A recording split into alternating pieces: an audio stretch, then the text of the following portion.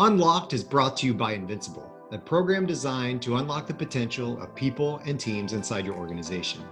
Join companies like Pfizer, Delta, the CDC, Google, and Chick-fil-A, and others in over 116 countries that are currently using this program to increase productivity and develop healthy cultures.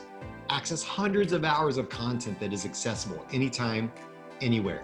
And finally, use real-time data to understand the health of every team inside your organization, which teams are performing and which ones aren't. Then understand the why behind that performance.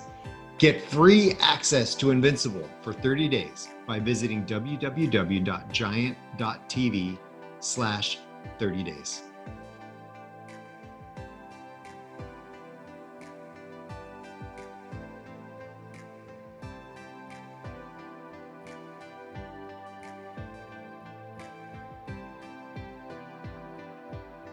Hi, welcome to another episode of Unlocked. I am Scott, and today we're going to talk about unlocking the potential of people so we can unlock the potential of our organizations. I've got Hamza Khan on the show today. Hamza has an awesome brain. It's super awesome, and you're going to get to experience it on the show today.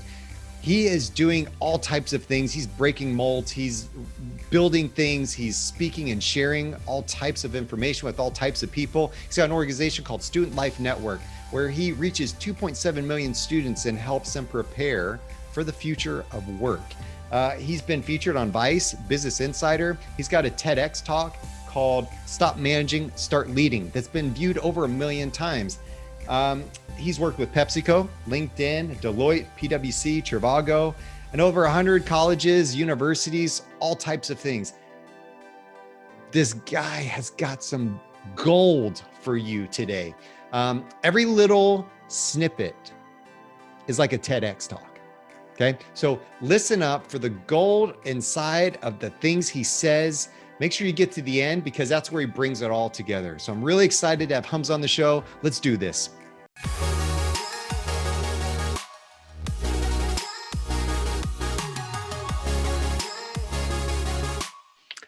Hamza, welcome to the show. It's good to have you.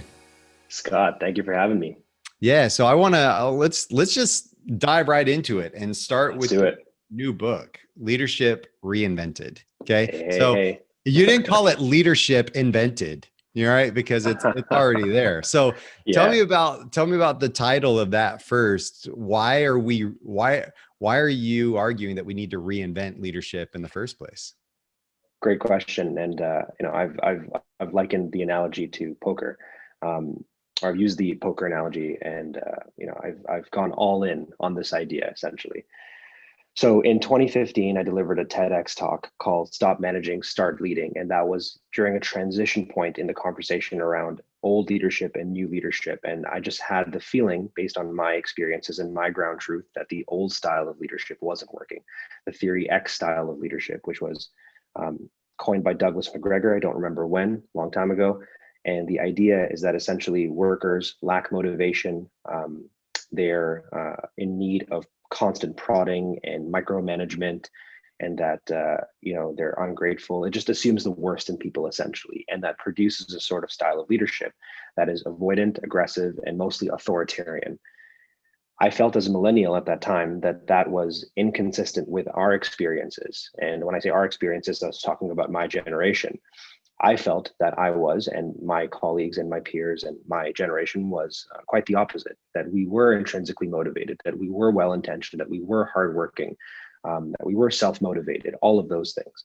And that the old style of leadership was inconsistent with how we wanted to be managed. But I think therein lies the rub. We didn't want to be managed at all. We wanted to be led. That was in 2015, and put the TED Talk out there and caught fire. I mean, it's an idea that is still spreading right now. It's gone viral. It's taken a sort of slow fuse approach over here, and it's spreading all over the world. I mean, not a week goes by where I don't receive messages from people from Germany, Australia, Singapore, you name it, telling me that the idea has resonated with them.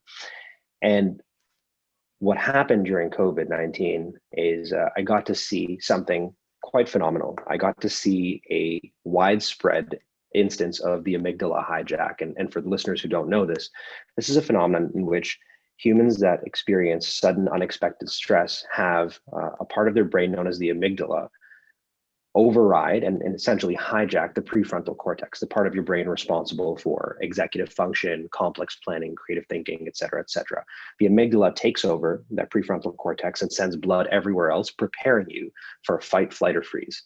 And for the last year and a half at the time of this recording, everybody around the world, leaders of all shapes and sizes, leaders in organizations of all shapes and sizes, of all backgrounds, regardless of industry, seniority, experience, have all been stressed beyond belief.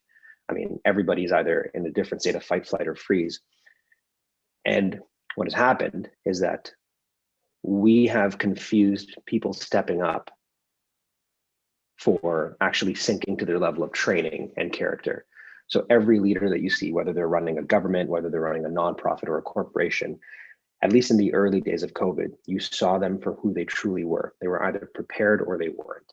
And the leaders that consistently failed their people, failed their organizations, and failed the end users were ones who were stuck in the old paradigm, who were still practicing and insisting on practicing theory X.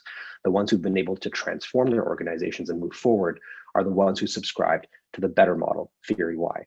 So, it's not leadership invented, that has already been invented. But what has been happening, at least for the last 20 years, is an increasing tendency towards leadership being defined as something that elicits voluntary followership.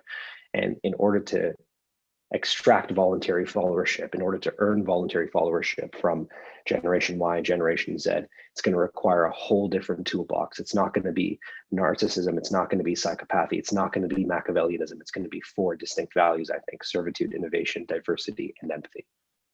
Very good, because I believe that we speak the same language, and there's a lot of things that I teaching when I'm coaching individuals about how do we lead in the 21st century, right? What's a 21st century leader look like? It's no longer, and this is where one of those elements is, we now need to lead through influence, not positional power. Amen. And generations, the rising generations are no longer going, I respect you and I will listen to you because you are 2 levels above me on the organization. Sure. You have the corner office, you have the title, you have whatever, right? Right. It's no longer that earns your respect. It's exactly. How do you treat me? Are you giving me adequate support as an individual? Do you care about me? And are you giving me adequate challenge? Are you pushing me in a healthy way to be better? Are you giving me the tools and resources to be better? And that influence is what's going to gain traction, not the fact that you have, that corner office, like you said. And Scott, this is well documented too, right? You look at any Gallup state of work report from the last 5 years, even probably before then, and you can see that what is important for new entrants into the workforce is not money, it's not title, it's actually responsibility, it's meaning, it's purpose, it's culture. I mean, the evidence was in front of us all this time, and it's just such a shame that some leaders insisted that the old paradigm was still alive and thriving, and it clearly wasn't. And if the pandemic has shown us anything, it's that once everybody is forced to dissolve the theatrics and move away from the optics that maybe glossed over some organizational inefficiencies, once everybody started working from home and things became more merit-based and the emphasis came on the actual work and how organized a workplace was in terms of clear objectives and key results, once the leader couldn't rely on their bag of tricks, we clearly saw, and we quickly saw, the separation of these 2 leadership paradigms. I totally agree. There's and I think you speak to this, right? And you spoke to this a little bit in your intro statement. But the leaders, well, let me back up and say, when COVID hit, or when some big event hits of stress, something transitions, some kind of emergency happens, some adversity pops in, it's too late, right? To all of a sudden create a brand. And we saw companies and organizations across the globe that were all of a sudden going, oh, wait. And with the Black Lives Matter movement, right? We saw a lot of that too, going, oh, wait, but we value diversity. And it's like, wait a second, wait, what? Yeah. Like, Yeah. this is the Where did first I've that heard come that. from? Yeah, it was just Where's like, the receipts, man? Yeah. I know. Yeah, exactly. And it was like people were going, yeah, I know that you say that, Of but I course. work here and I don't feel that way. Right. They're being called Yeah. out because all of a sudden they're like, all of a sudden, like it's a fire drill, right? To all of a sudden get our Exactly. values up to par and who we are as leaders and what we want to do. The time to Right. have been working on that was the decade before that emergency happened. Absolutely. So 100%. how do you And address that? oh, I think we have a brilliant example that I think all of the listeners would have had at least exposure to one, if not all of these different characters in the story over here. I'll start with a play that I came across when I was in my undergrad, Oedipus Rex, and it opens with a city undergoing a plague. All right, so very timely, very relevant. There's a plague that's ravaging the city, ravaging the country, and the titular character, the king, is so overwhelmed. I mean, this is a narcissistic king. This is a king that subscribed to the great man theory of leadership, that it's all about the title, it's about the largesse, it's about big sweeping gestures to take care of its people. He's trying similar approaches. He wants that one thing, that one cure that will fix the problem. And of course, it's a tragedy. It's a Greek tragedy, and it backfires tremendously. Now, you look across the global response to COVID-19, you think about the strongman club, right? You think about Jair Bolsonaro in Brazil. You think about Donald Trump in the States. You think about Boris Johnson in the UK. Similar ilk in terms of, these are leaders that were caught up in the old paradigm, that they believed that the leader could grandstand and deliver platitudes and find the one magic cure and earn the adoration of the public, because that is the world in which they thrived. But COVID required a different type of leader. COVID required Jacinda Ardern in New Zealand, a leader who didn't look like the traditional leader, who didn't sound like the traditional leader, might have, for all intents and purposes, been bullied in the schoolyard by those three great men leader. And I put that in parentheses, in quotations rather.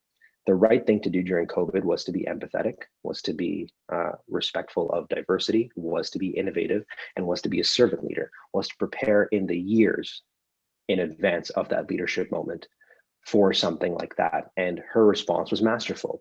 It was about listening to the experts. It was about taking swift, decisive action. It was about doing things that are boring, things that are uninteresting, things that are in service of the people, and not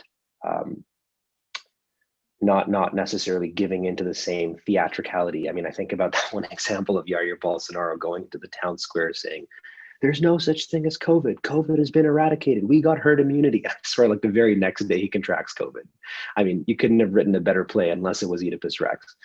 So all of this is to say, if a leader in a moment of adversity doesn't step up, if they sink to the level of their training and character, and if the pandemic is nothing but a portal, if adversity is nothing but a catalyst, then the only way to be prepared for these leadership moments happens during the times when nobody's watching, happens on a day-to-day basis, happens the most boring way. It happens with every email, it happens with every town hall meeting, it happens with every piece of legislation you pass or process that you create. It's truly the boring things that happen during peace times where you can incrementally increase the difficulty, increase the level of challenge, so that you build resistance. And then over the long term, that resistance coalesces into resilience, organizational resilience, personal resilience, you name it.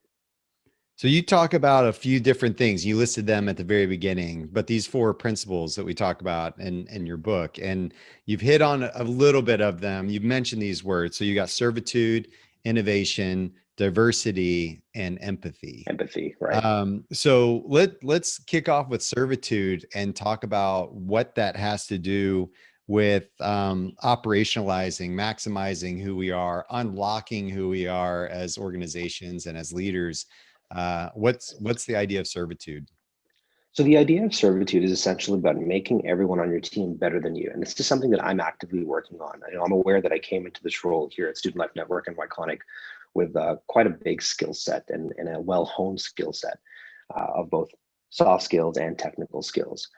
I would be making a grave mistake if I insisted on keeping all of that information and skills to myself, if I don't allow people around me to be better than me, if I don't allow them to thrive and step up and essentially make me obsolete. I think the best indicator of success as a leader for me would be if I'm no longer needed on my team, if I can empower everyone around me to do their job and do my job better than I can. So that frees up my capacity to move on and work on the next challenge. But I think that leaders get it twisted. I think maybe it's deficit thinking, maybe it's famine thinking. They hoard their knowledge, they hoard their experience, and they try to create power imbalance as a leadership tool. And I think that's the wrong way to go about this. Making them better than you. That's awesome. That's it. That's it. And it requires a leap of faith, because I understand, from my perspective, I'm a little scared. I'm not going to lie. I think that if I make everybody better around me, and if I'm no longer needed, there might be a conversation about, hey, Hamza, there's the door. Like we don't need you anymore. So I have to reconcile with that cognitive dissonance. But I trust that. I trust the process, because every other time that I've done this experiment, every time I've seen it play out in other arenas, it has always ended well. That people who make other people better cultivate internal champions, the organization as a whole succeeds, and that their leadership is then recognized and then shifted in a different direction, shifted to another portfolio and priority area. But here's the thinking around that, right? So I know that we have a little bit of the self-preservation mentality at times, right? Exactly. Of what am I afraid of losing? What am I trying to hide? What am I trying to prove? And this afraid of losing at times prevents us as leaders from truly investing everything into our people, because we're afraid of losing maybe that positional power or that thing that we brought to the table. So instead of thinking that, why wouldn't we sit there and say, hold on a second, by making every single one of my people better, it's also elevating me, right? Like, Absolutely. It's almost like, I'm sitting on an air mattress, and the more I pump air into that mattress, the higher I rise as a leader, right? Oh, and wow. so that mentality is what's going to help everybody around me go, yeah, we have some of the skills you've taught us. We have some of those gifts you've brought to the table. But because you've spread this love and because you have invested in us, we hold you on a higher pedestal. And Scott, it's a team sport, truly. I mean, running an organization, being part of an organization is not an individual sport. There's no point of LeBron James being the best player on the Los Angeles Lakers. Everyone around him sucks. LeBron James has a burning desire to make everyone on the team, Drummond and Kuzma and I'm blanking right now, but the entire roster has to be able to play at an elite level, because the end goal is not for LeBron James to win MVP. The end goal is for the Los Angeles Lakers to win the championship. True that. So let's talk about innovation. That's the next one. So we got servitude and then innovation. Tell me about innovation. So innovation is all about anticipating change. It's about anticipating change before it happens and positioning yourself appropriately for that. Sometimes here at Student Life Network and Iconic, we suffer the innovator's dilemma. This is very common. It's not unique to us by any means, but we have to reconcile between serving today's customers and then serving tomorrow's customers. If you go all in on today's customers, it comes at the expense of being well prepared for the paradigm shifts of tomorrow. And sometimes if you're so future focused, it takes away from conducting responsible business today. So it's all about balancing the needs of today and the needs of tomorrow, ensuring that the inside of the organization is changing faster than the outside of the organization. And Jack Welch, ex-CEO of General Electric, has a fantastic quote. He said that if the rate of change on the outside exceeds the rate of change on the inside, the end is near. And you think about the very typical organizational life cycle. An organization is introduced, it grows, it matures, and by the fourth stage, it has to do one of two things. It either renews itself or it declines. And if it doesn't renew itself, if it doesn't reinvent itself, it always ends up in either stagnation, and stagnation will eventually lead to the inevitable outcome, which is failure, collapse, acquisition, bankruptcy. So in order to be prepared for that fourth stage, to renew, I think the leader has to enable a culture, or has to create a culture of innovation at the organization where people feel empowered to speak up about where the iceberg may be, if we're thinking about the Titanic, acknowledging that the iceberg is a threat, and then having discussions with the team about how to maneuver around it, how to dodge it, and how to then chart a course into the future. So that's really what innovation is. It's all about creating the capacity amongst everyone on the team, not just within the leadership, but everyone on the team, to see change and prepare for it.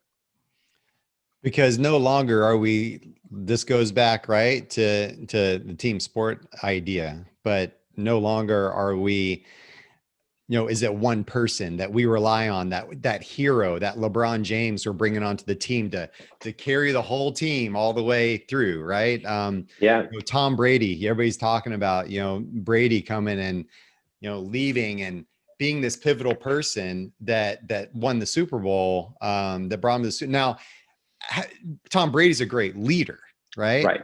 But it took the whole team. Tom Brady can't catch the ball, right? Exactly. Tom Brady he doesn't run the ball, Right. And he doesn't block. He's not the lineman, So and taking everybody in, how do we innovate, right? And that idea of a team, and how do we pull in people that are going to help us collaboratively win? This is another 21st century challenge, is how do we manage agile teams that are so diverse and globally located, right? And working remote. And so that's another thing that we really need to pull into this innovation conversation. And I love your analogy of Tom Brady and the Buccaneers, right? Tom Brady as the nucleus of the organization. The team is built around him. You have this superstar, you have this all-star, but can't do it by himself. It's the best example of a team sport. You had to bring in Gronk, you had to bring in AB, you had to anticipate what it would take to beat Kansas City, right? So when they designed the team, they designed it as the Kansas City killer. And so they sort of positioned the team around Patrick Mahomes and that team and their weaknesses and exploited it essentially in the best way possible. So yeah, that is a great sports comparison for an organization when you're talking about innovation. It's about anticipating change and preparing yourself today for that reality tomorrow. So good. Okay, so let's talk about diversity. How does that play into what we're doing?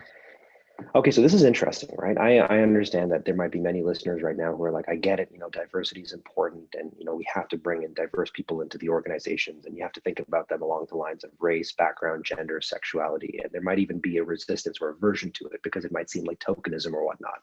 I would caution those people to think about the end result. I mean, bringing in diverse people into the organization is just step one. Inclusion is activating them. And in activating them, what you're really hoping to get, right, if you're going to squeeze this fruit, the juice is going to be diversity of background, diversity of experience, and diversity of perspective. That's what you want. Now, often what happens is diversity of background, experience, and perspective correlates more often than not with diversity of people. And I think sometimes in mainstream media, at least, we flip that conversation. It becomes distracting, unfortunately. What you want to do, and this ties back to innovation, if you want to help your organization envision the future, if you want to help it be connected and empathetic with your end users, you have to allow for the breaking of homogenous patterns of thinking. And homogenous patterns of thinking happen in boardrooms, in decision-making settings where people share a similar background. They might be connected along the lines of race, religion, gender, sexuality, income, class. I mean, if you have people that share the same background, it's going to produce more than likely the same types of decisions, the same types of thinking. The best example I can come up with is that really distasteful PepsiCo ad that happened a while ago. And they'll be the first to admit it, that it was just a blunder. It was I'm laughing. It was Kendall Jenner solving the Black Lives Matter crisis by giving a can of Pepsi to a police officer, and there you go, the problem solved, and everyone's dancing and having a great time. That ad was created in a rush. It was created by a creative director who, had the best of intentions, but fastened together a team of people who thought just like him. And when you look at the composition of that team, not bashing by any means, but it was just a bunch of white people trying to make a grand comment about Black culture, about Black Lives Matter, about injustice to the Black community. And so that disconnect was a direct result of people in a room who shared the same ideas, but also as a result had the same blind spots. And so when we talk about diversity, we're really talking about including and unlocking the full spectrum of the human experience so that decisions about people can be made by those people themselves, or at least representatives of those communities. It's about enabling the full participation of everyone on your team. And I think this connects to servitude, innovation, and empathy in really amazing ways. Because I think there's also a danger of the loud voices of society saying, hey, these genders, these races, these whatever are underrepresented in leadership and in businesses and in corporate America or wherever, right? So then the danger here is that we potentially start looking and start saying, okay, we just need to find a woman. And then we start to do what I call sympathy hires, right? Sympathy hires, yeah. It's like, well, I'll just bring on this person. And then that person's like, and then I start treating that person like a sympathy hire. Hey, I just hired you because not that I necessarily say this, maybe there are people that do. Hey, I hired you because we need a woman on the team, but I don't really need you to talk too much. I just need you to kind of sit there and just be a woman on our team so that we can say we're diverse, Right. And right. that we're inclusive of these people. So, what I always feel is important when I'm coaching people is the same realm of diversity, but I talk about it from a sense of, yes, there is those, the diversity ideas you're talking about, but also diversity in voices and communication style and personality. And totally, you're going to have those people that are so in tune with people, and that can empathize, truly empathize and sympathize with how people are going to react in an organization. But then you have those others that are just straight up process, military-like thinking, driven, going to win at all costs, right? And so neither of them are wrong. We need that diverse perspective in order to understand how we're going to roll out a specific plan, a specific whatever, right? So those are kind of two different ideas of the sympathy hire versus, even the communication style of diversity, or what, any thoughts on that?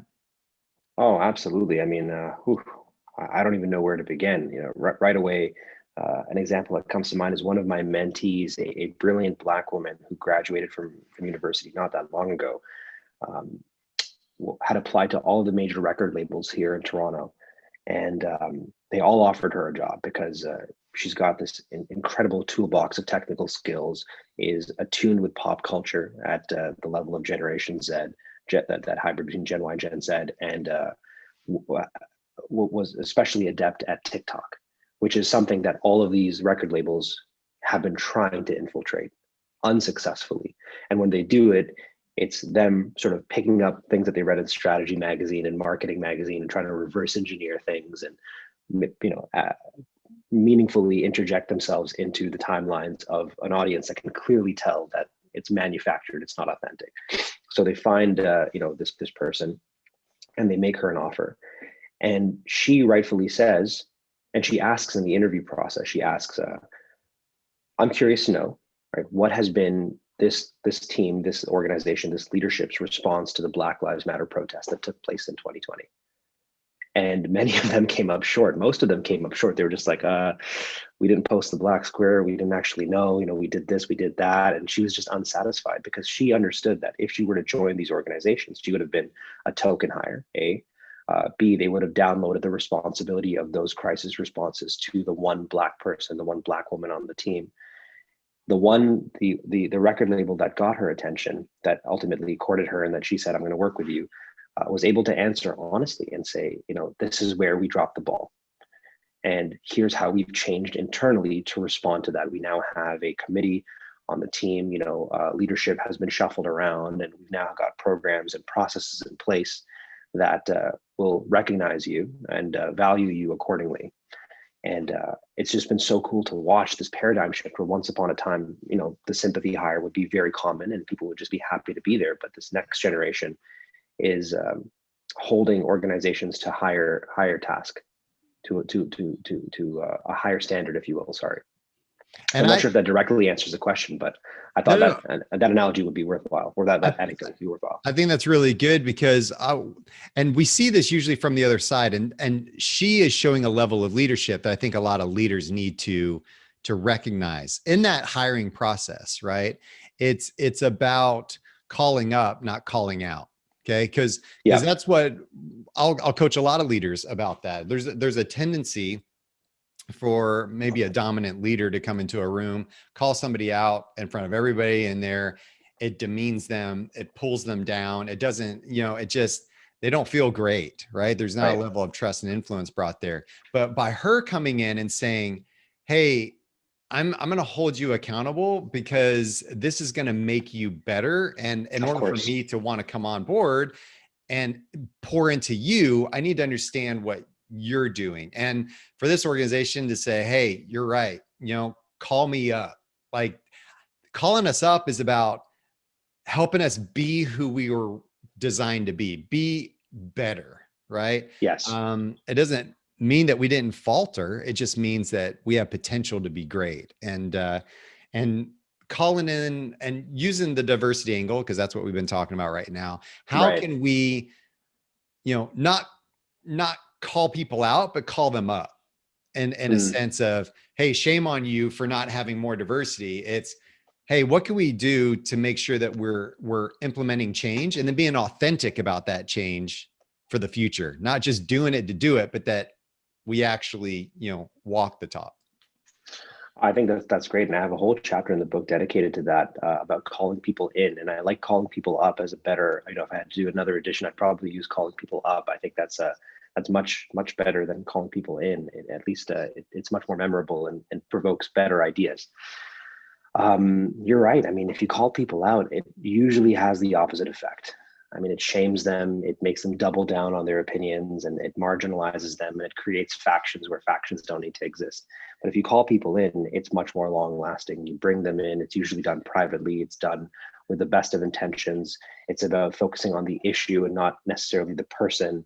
And it truly results in transformation. The way that she described, this mentee of mine described the reaction of the people who interviewed her, it sounded like there was a profound moment of enlightenment for all of them in the room, where they all just had an aha moment, being like, wow, if this is the next generation and we want to attract top talent like this, we need to change internally.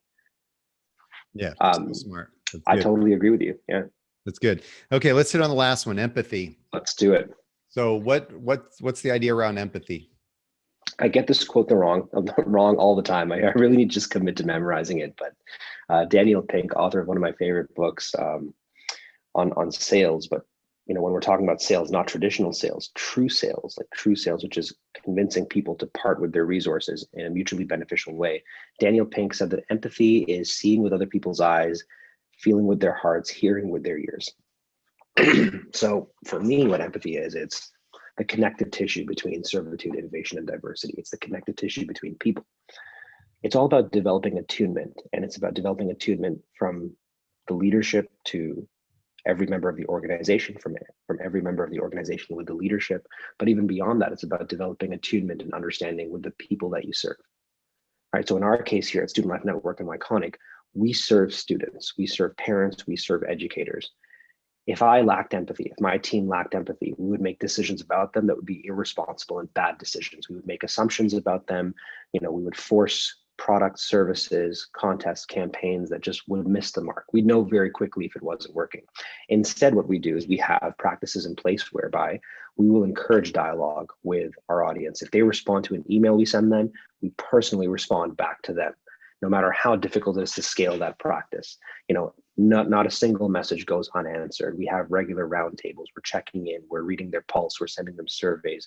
We're celebrating them and meeting with them offline as well. There's a real desire on the team to want to connect with our end user, and I think that's powerful, and that translates internally as well. We're changing, especially during COVID. We've really ramped up the frequency of communication and connection that we have with our team, because the virtual paradigm is pulling us further and further away. The serendipity of being in the office and seeing each other and catching up on our weekends and going out for dinner and drinks is lost now during this lockdown situation. So we've compensated for that by having weekly, bi-weekly one-on-ones, time on Friday where we just have no work and we sit for an hour and everybody brings coffee and we just catch up, retreats, the works.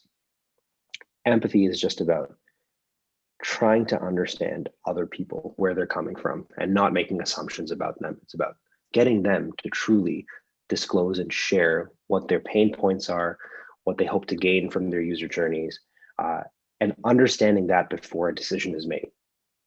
And even if we can't truly understand, right, truly like put ourselves in their shoes, right? I will never know what it's like to be a Black female.